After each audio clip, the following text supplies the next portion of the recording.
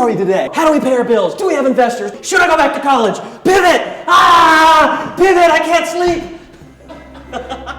When I first came back into business with SendLove, it was to change the world with an idea that, you know, was going to move and inspire me forever. The idea is to allow readers who read blogs to rate public figures, and we provide the scoring of those public figures in real time. But we didn't really think through how we were going to provide monetization to the publishers. We thought if we just brought them a lot more traffic, we would be successful. And it turned out, after picking up 500 publishers and them starting to drop the SendLove product, we started calling them up and said, hey, look, why don't you love us? And they said, show me the money. And so here we were with 2 million visits a month to our SendLove website, and we could see the end of the runway coming very quickly.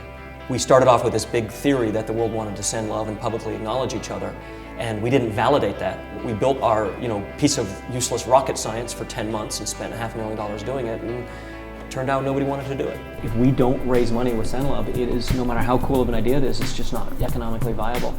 And so we want to kind of have a plan B and plan C of real monetizable, economically viable businesses to let you guys know that, it's not the end of the show. So we had the big we screwed up meeting, which is code for pivot. But I wanted to try the next company in a very egoless way, so I told them all to bring ideas. We effectively voted on it. We have a democratic process for starting a company, which I've never done or heard of. And the new company is called betterSHIFT. And it is a way for America's 72 million shift workers, primarily waiters, to easily trade shifts with their cell phones. You're hungover, have to go to a wedding, and you don't want to pick up that shift at Applebee's. You just get on your phone and you announce you have a shift, and it sends text message to your 30 waiters and busboys, and they all press 1 to accept, press 2 to decline. Problem solved. Each of my first 2 companies had to do major pivots to succeed. And then they were both very successful companies. The first one I sold for $30 million. And the second one I grew to a $100 million company. What feels good about this restart is that it's solving a knowable problem. Technology has not solved this problem yet, and it's doable. And so we started just advertising to Starbucks, and we've picked up about 3,500 Starbucks users already.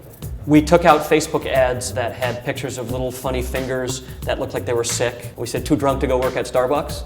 Click here to get your shift covered. We have, I think, 12% of all Starbucks baristas on Facebook right now using our service. So eventually, if we're successful, it'll be a smartphone app. There's 8 shifts in your area. Drive to the local Starbucks and pick up work. betterSHIFT so far has been an experiment to see if we could get employees to use it. And now we're going to create a top-down monetization strategy with the claim that it will improve employee retention, because no-shows are the primary cause of firing in the fast food industry. And the reason why people no-show is because it's hard as hell to get your shift covered, and that's the problem we're solving.